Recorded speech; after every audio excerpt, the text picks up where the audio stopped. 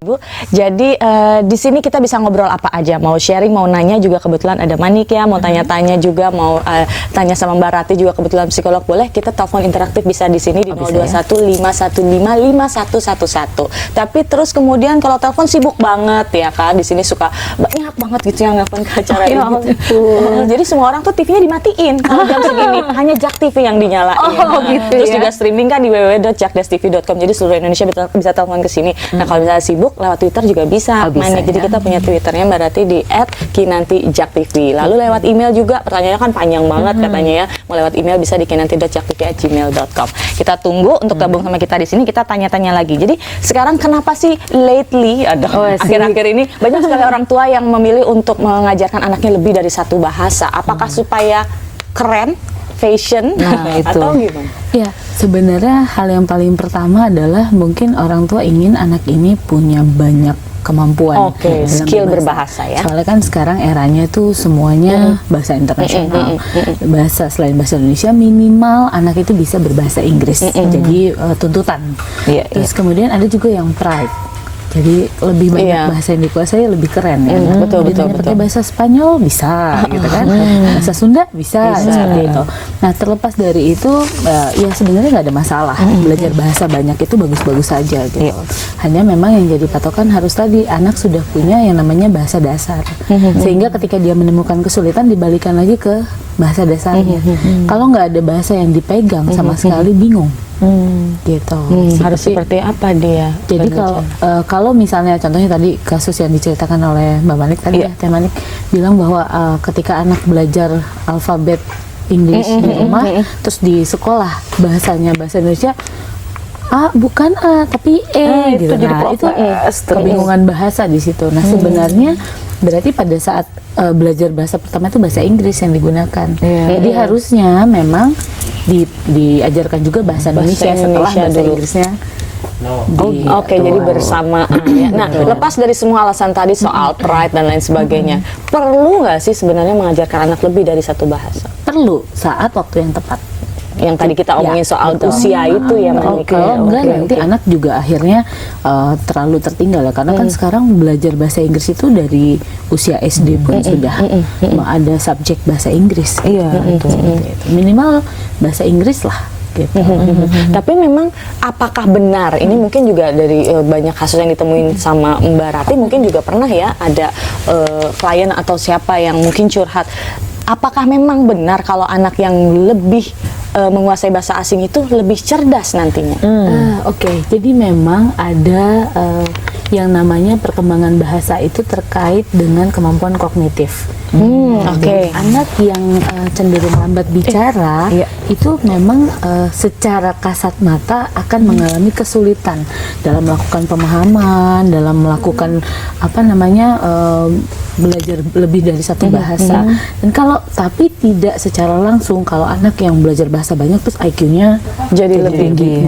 Atau kebalikannya justru karena anak ini cerdas jadi dia menguasai banyak bahasa. Lebih mudah, bukan menguasai. Lebih mudah menyerap.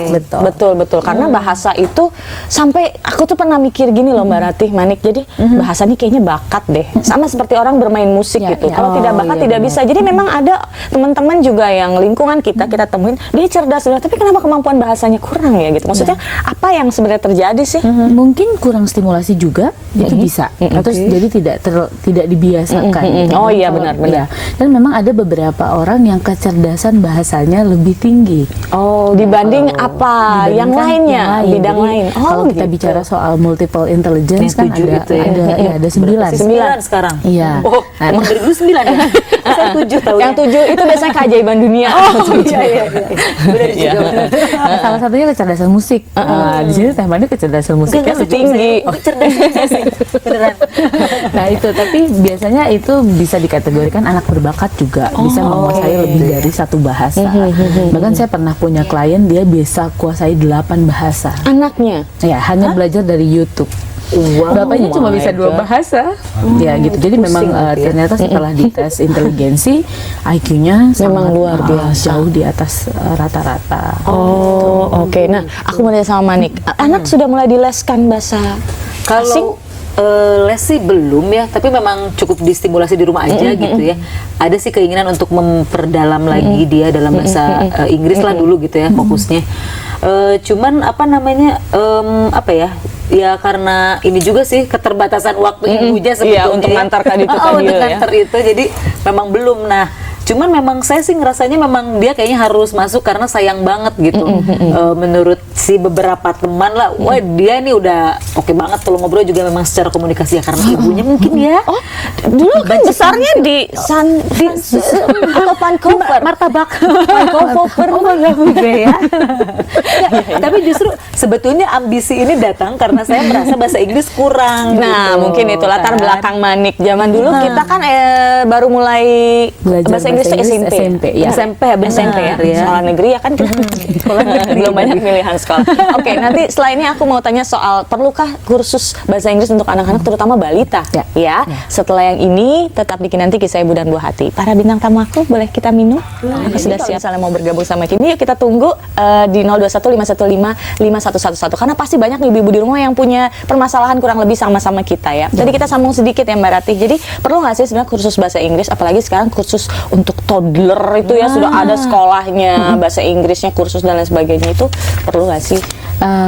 Sebenarnya kursus bahasa Inggris itu tujuannya dulu untuk apa? Nah tadi kalau misalnya dari Mbak Manik bahwa anak tuh distimulasi di rumah itu lebih baik lagi ketika misalnya usianya memang masih balita atau preschool gitu.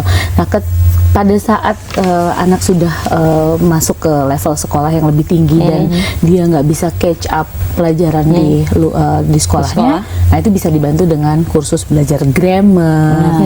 Nah grammar kan itu yang paling pabaliut ya. Iya, betul.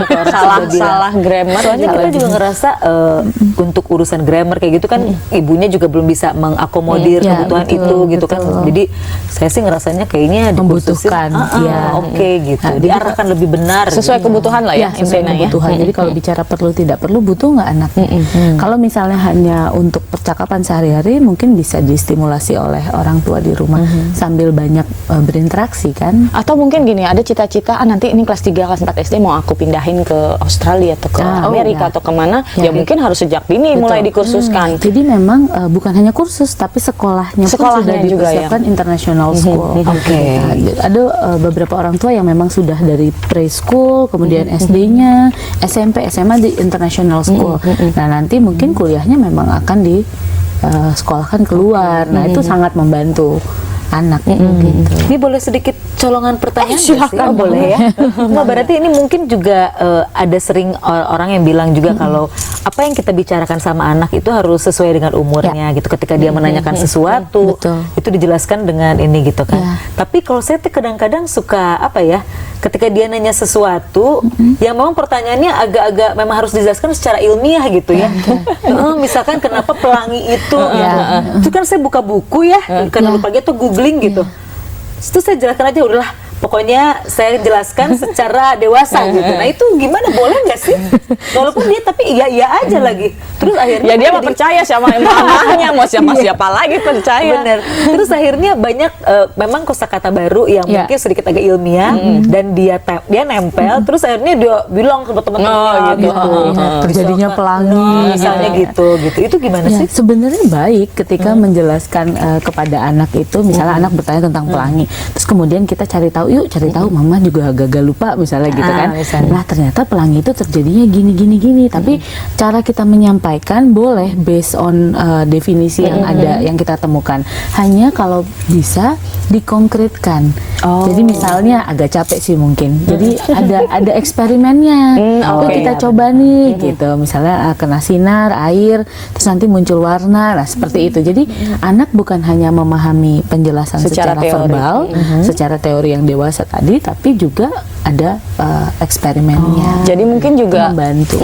Dijelaskannya sesuai dengan usianya juga ya. Jadi usia segini bagaimana, setelah dia dewasa lalu seperti apa. Karena kalau terlalu banyak jargon-jargon yang dia tidak paham, malah nantinya dia sulit untuk menangkap. Contohnya apa, Mbak? Misalnya kalau ada bahasa-bahasa ilmiahnya, nah kita perlu jelaskan lagi ini apa sih maksudnya kata-kata ini. Jangan hanya main jelasin aja gitu. Nah itu makanya kita tuh jadi ibu tuh harus pinter ya. Jadinya jangan sampai salah, kita salah, anak kita salah lagi. Harus kreatif juga. Harus kreatif juga, benar. Nah, tapi memang benar nggak sih kalau memang anak yang terlalu banyak diajarkan bahasa, seperti tadi aku sempat cerita sedikit ya waktu commercial break, ada teman aku yang diajarkan terlalu banyak bahasa, anak itu malah jadi kemampuan bicaranya terlambat. Oke. Dia bingung atau gimana sih itu? Nah, jadi memang ada beberapa anak, sekian persen anak yang agak kurang lambat dalam memahami bahasa. Nah, tadi di awal waktu saya bilang bahwa ada usia perkembangan bicara, itu menjadi faktor penentu. Kalau misalnya anak ini lambat bicara, bukan karena dia belajar banyak bahasa, tapi memang punya potensi ada gangguan bicara. Justru Sehingga ada itu yang yang harus namanya dilihat. language disorder tadi, masalah gangguan bahasa. Sehingga ketika dia belajar bahasa Indonesia, bahasa Inggris, bahasa Prancis misalnya, ini malah dia nggak ngomong sama sekali karena dia pertama mungkin dia bingung, ada kebingungan bahasa. Apa yang di harus situ. dia lontarkan, yang Betul. dia ungkapkan? Nah, biasanya kalau udah seperti itu, saya suka refer ke tempat terapi bicara, disepakati dengan orang tua. Nanti ini anak-anaknya mau diajarin bahasa apa, Bu? Kalau bahasa Inggris berarti ke tempat terapi bicara yang berbahasa Oh Inggris. gitu. Ya. Oh iya. Kalau Ada ya? Ada. Oke, Ada. oke. Tapi the one and only sih di Jakarta Oh, yang saya gitu. tahu. Oh iya, oke. Yang saya tahu bagus tuh the one and only. Nah, kemudian kalau memang mau bahasa Indonesia, ke tempat terapi yang berbahasa Indonesia.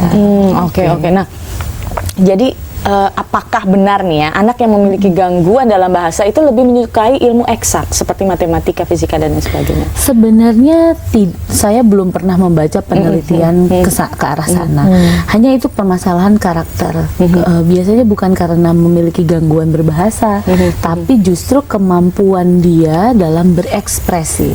Kalau misalnya kalau dulu kan zaman kita SMA itu ada, sampai sekarang sih ya, ada SMA IPA, kelas IPA ada IPS gitu kan. Lalu ada bahasa juga. Nah, ada bahasa, tapi sekarang kan bahasa nggak ada, sudah jadi nggak ada. lebih ke sosial. Oke. Nah, biasanya anak-anak IPA itu karakternya lebih pendiam, Lebih serius. serius, Kurang mengerjakan komunikatif ya. gitu ya. kurang Makanya aku IPS. Aku gimana ya? Aku IPC itu PTN. Nah, seperti itu. Jadi bukan karena dia punya gangguan bahasa terus kemudian dia bisa menguasai eksak, tidak. Hanya kemampuan ekspresifnya aja yang memang tidak terlatih. Tapi kalau diajak ngomong nyambung. Gangguan bahasa artinya dia sulit dalam mengungkapkan secara jelas, sehingga orang di sekeliling tuh nggak paham apa Tapi yang bukan dia berarti dia tidak mengerti ya. Bukan berarti dia Oke, tidak mengerti. oke. Kita akan balik lagi, kita break dulu sebentar. Tetap di Kinanti ya ibu-ibu, kisah ibu dan buah hati.